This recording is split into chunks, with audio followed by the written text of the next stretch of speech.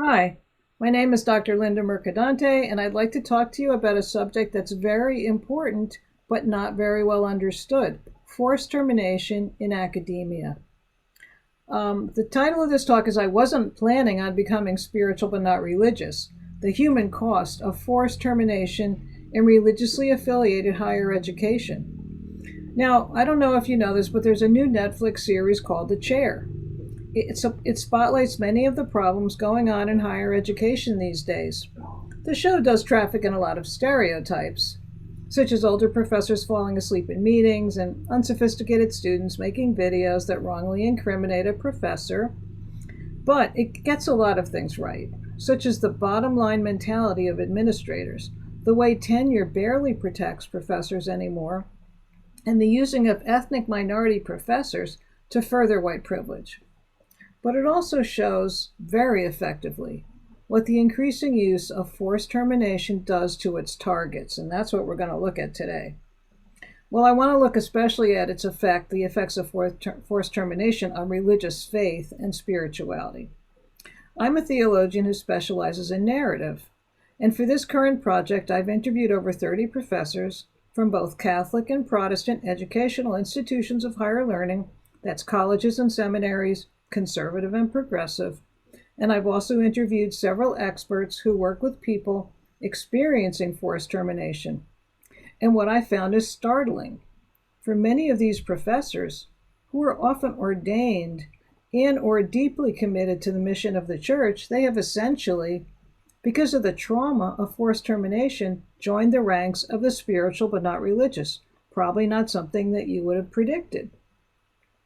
Okay, well, what is forced termination? Well, that's when a professor, even a tenured one, can be made so miserable that they feel compelled to leave. It also happens when administrators use undocumented or unshared financial or other reasons to cancel a contract, close a department, or push a professor out. The reasons for these forced terminations rarely contain actual misbehavior, immorality, or ineptitude. Dr. Marcus Tanner, a professor at Texas Tech, studies the effects of forced termination, especially on people of faith. In conversations with him, he explained to me that its effects linger for a long time, even if the person in question finds a new job, which is unfortunately increasingly difficult today. Tanner told me in a phone conversation that this trauma, quote, carries over to your next assignment. In the academy, it either becomes a self-fulfilling prophecy, as people are now, unquote, as people are now easily triggered and expecting the worst, or, quote, they become the people who force others out. He finds the trauma pushes these professionals, as well as their formerly devout spouses and children, and I might add students, to leave, avoid, or at best, simply distrust the church. Now, much of my recent work has focused on the spiritual but not religious SB&R movement, and my research has been published by Oxford University Press in a book entitled Belief Without Borders: Inside the Minds of the Spiritual but Not Religious. You can easily find this in Kindle, Amazon, at Oxford, or at any bookstore, really. They can order it for you.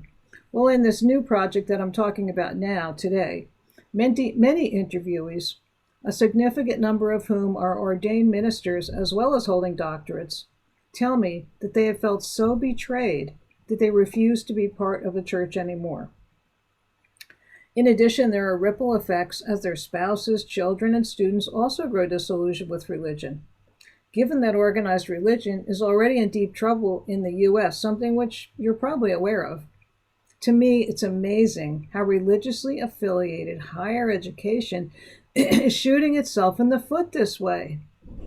So what am I going to talk about today for a few minutes? Well, first, I'm going to briefly remind you of changes in higher education, focusing on seminaries and religiously affiliated schools.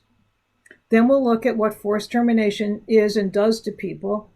And finally, we'll consider how all this is actually contributing to the exponential rise in people who claim to be spiritual but not religious. Probably not something you expected.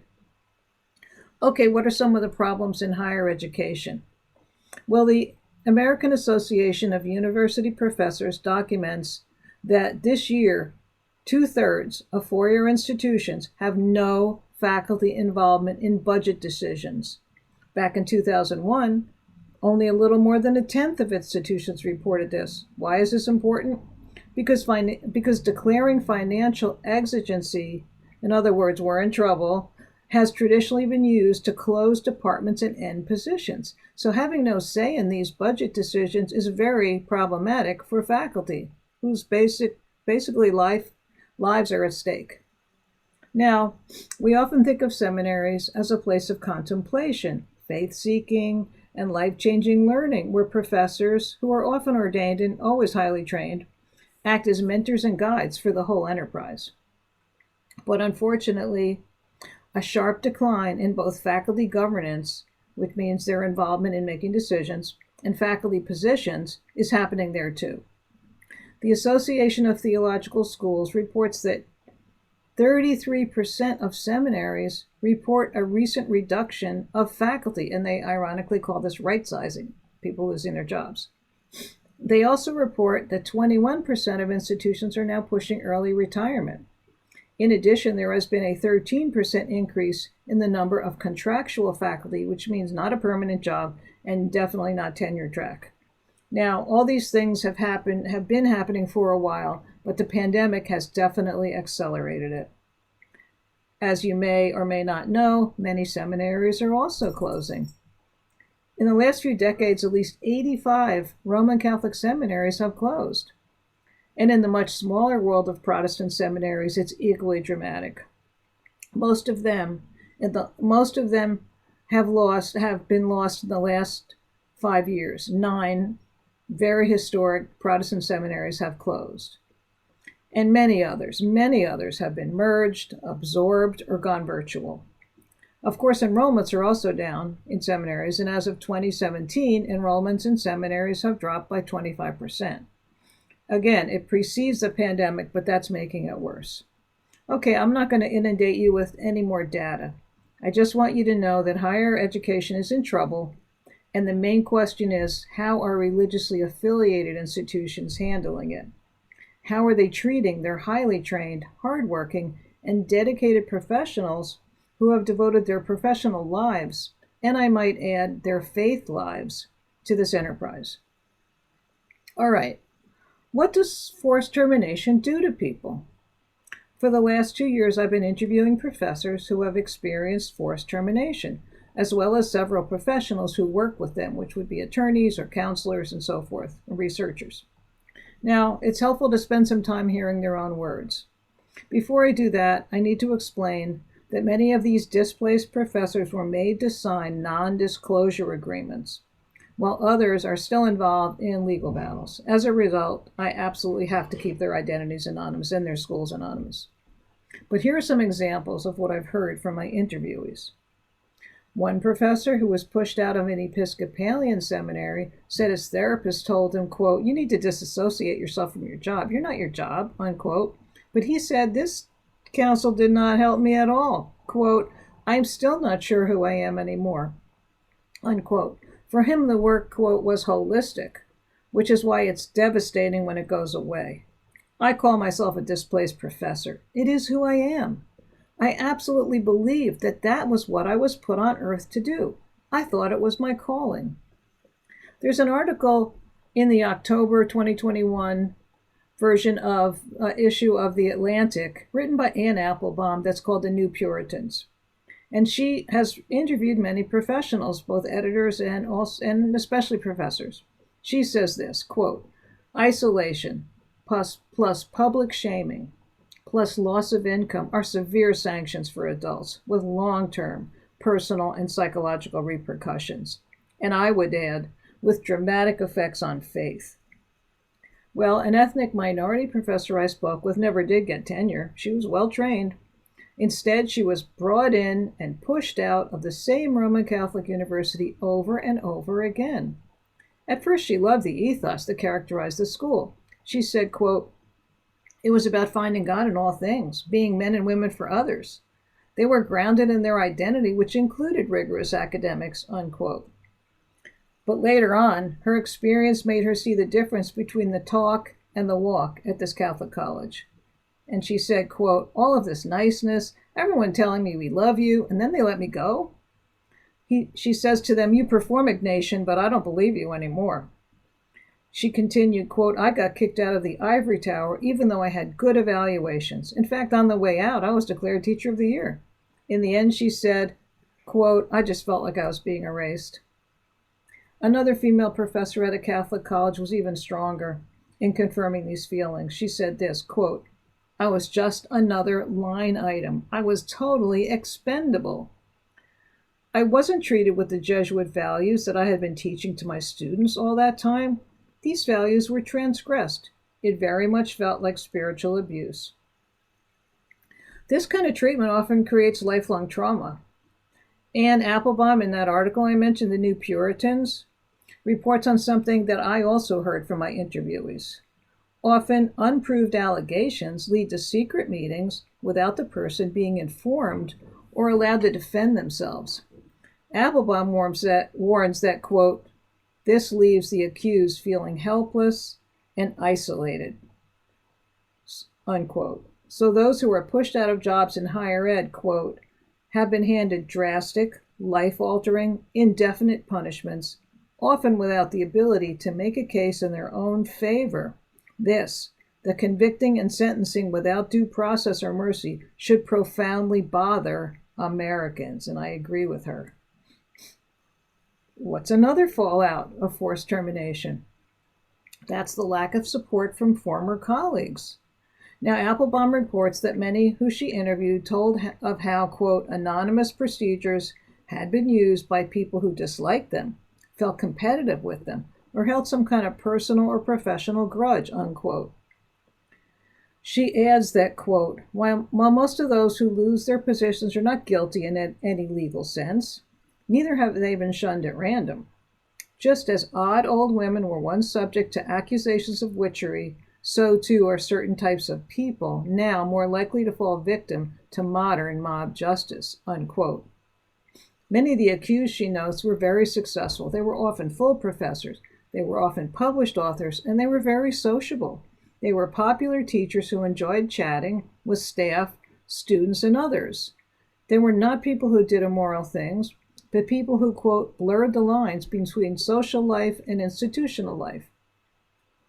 Actually, this ethos has been a strength of Protestant seminaries with their small faculty-to-student ratios and their ethos of faith-building mentorship and community. But that ethos is breaking down in seminaries as there are often less chapels, less faculty lunches, less community events, less student organizations, and less sharing of research. Another fallout, as a professor said, is, quote, a brain drain, where thoughtful people take their voices out of the conversation, unquote. Now, as I spoke with many forcibly terminated professors, they reported that what made their trauma worse was the lack of support they got from colleagues who they had worked with shoulder to shoulder, often for decades. While a couple of professors praised the few who stood with them, many others said their former faculty friends simply, quote, went silent, unquote. In addition, one female professor reported that the administration, quote, tries to isolate you and make you the exception. They give themselves permission to dismiss you and not take you seriously. Another professor blamed, quote, herd mentality. If you are ousted, the implication is something is wrong with you. Religious people tend to think if someone is excluded, there must be something wrong with them. Religion sets a very high and impossible standard. So if someone falls outside, there must be something wrong with them, he said. I also heard from these interviewees that it is not only conservative schools that push people out. Now, okay, these schools do, in fact, have a historic reputation for ousting professors who do not adhere to their doctrinal standards. But I found that many seminaries with stellar progressive reputations were often equally ruthless in their use of forced termination, and it wasn't because of doctrine. Applebaum sheds light on this, saying, quote, the institutions which have done the most to facilitate this change are in many cases those that once saw themselves as the guardians of liberal and democratic ideas. Think about that for a minute. Now, In both types of institutions, whether conservative or liberal, pietistic or political language is often used to cover over the harsh treatment. One professor said, quote, "If I look to my colleagues to say this isn't right, they say we just need to trust God," unquote. Another said, quote, "They talk the liberation game, but their practices are anything but liberating," unquote. Now, this fact was both surprising and disappointing to the theorists I interviewed. One who works on leadership in secular institutions said, quote, "I would have expected religious institutions would be more resistant. You'd expect them to be going against the secular pattern," unquote. Okay, so how does this increase the ranks of spiritual but not religious? Well, as I suggested earlier, these traumatic experiences have been so profound for many of these religious people that a large number have ended up losing faith in the entire church enterprise, even though they have been forced out of, quote, just one institution. Remember that for many, this work is an expression of both their vocation and their faith.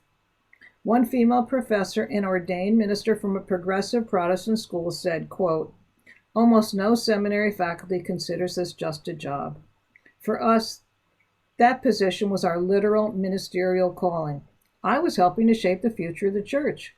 It was such a joy to feel that I was fulfilling God's providential work in a small way. I also got to worship, share the sacraments, preach, sing in the choir. It was more church to me than any church. That was my community of faith." But how does she feel now, having witnessed the dismissal of many of her female professors and colleagues, and with herself now put on a short, non-renewable contract? She had tenure at one point. She says, quote, "Even though I didn't leave because I was fired, I was effectively isolated and dismissed. I have felt for the last few years that I have wasted my entire life. And for what? I don't go to church anymore. I don't have a religious community anymore. It's highly unlikely I would affiliate with a church again." And that is, unquote, very sad. A male professor said something similar, quote, "After I was let go from the seminary, I stopped attending church. One of the school trustees was the rector of my church, and he never spoke to me again. He voted against me. This shows what Christianity is really about," unquote. Another seminary professional put her change of identification more explicitly, quote, "I can't imagine being part of the church anymore. The SBNR identification just makes more sense," unquote. I heard the strong reaction from nearly 2/3 of the professors I interviewed, especially from Protestants who work for seminaries. Perhaps something about the rigorous demands of this type of work forces one to center one's vocation here and make this one's primary community. So when you lose that, you lose everything. Now, some of the interviewers did affirm their ongoing belief in God and Christ, even though they have abandoned organized religion. One echoed a sentiment I heard from several interviewees. This person said, quote, "I don't believe in the church anymore. Is my faith strong and meaningful? Yes, it is. Do I trust the institutions that have been bearers of that gospel? Not one bit." A former professor at an evangelical institution said something similar. "We don't go to church anymore. I had grown from a disenchanted evangelical and saw myself as a prophetic voice. I was pushed out indirectly, but as soon as that happened, I said, that's it," unquote. One former professor at a Catholic institution tried, as some others did, to keep their connection to the church, but with a skeptical eye. He said, quote, "I continue to be in a love-hate relationship with the church. To the extent that nuns question everything, I would be in that category. I have a foot in, but an insider-outsider stance." Now, speaking for myself, as someone who has observed the trajectories of spiritual but not religious people, I note that, quote, "Lone Ranger faith can only last so long. Like a car driving on fumes, it can eventually run out. So you can only imagine what will happen to these people who have lost faith in the whole enterprise of the church." Let me conclude then. What does this portend for the future of religiously oriented and ministerial education? A former seminary professor insisted that, quote, "The current model can't be sustained," unquote. There is now, he said, quote, "a toxic culture with a complete breakdown of community and collegiality," unquote. Another likens the current system. This is a good one. Another likens the current system to someone with dementia. She says these institutions are, quote, too healthy to die and too sick to live. Even so, she says, quote, someone with dementia keeps doing the same thing over and over again without remembering why. People with dementia don't have a choice, but institutions do, unquote. Well, let me wrap up by suggesting we go back for a moment to that Netflix series, The Chair. The first season ends on a positive note. It shows how hard these professors fight to remain doing the work they love. Now, these teachers are struggling against forced termination, not primarily because they need the job, even if they do, but primarily, and they show this very well in the show, primarily because they love teaching and watching students' eyes light up as their minds come alive. The same can be said for professors in seminaries and religiously affiliated schools. These Catholics and Protestants loved that their work was grounded in spiritual principles about the dignity and value of each individual. They went on to earn much less than professors in secular institutions, primarily because they loved the values that they were professing. So, no wonder they felt betrayed when they were forcibly terminated for questionable reasons. No wonder they have joined the ranks of the spiritual but not religious. Now, the remaining professors, those who simply keep their heads down, focus on their homework, and hope their productivity, good teaching, and non-confrontive demeanors will save them, are, sorry to say, not going to solve the problem. They may even make it worse. The solution must be something much more dramatic. I want to end this talk with a quote from a professor interviewed by Applebaum. This professor hadn't fully known what to do as he saw what was going on in higher ed until he became emboldened by a nature program, which he said, quote, showed how elephant packs will defend every member of the herd against a marauding lion, whereas zebras run away and let the weakest get killed off, unquote. In reflecting on this, he said, quote, the trouble with us academics is we're a bunch of zebras. We need to become elephants. Thank you so much for your attention to this. And if you would like to make comments, please write to me at lindamercadante@healthybeliefs.org or consult my website for more information. Thanks very, very much.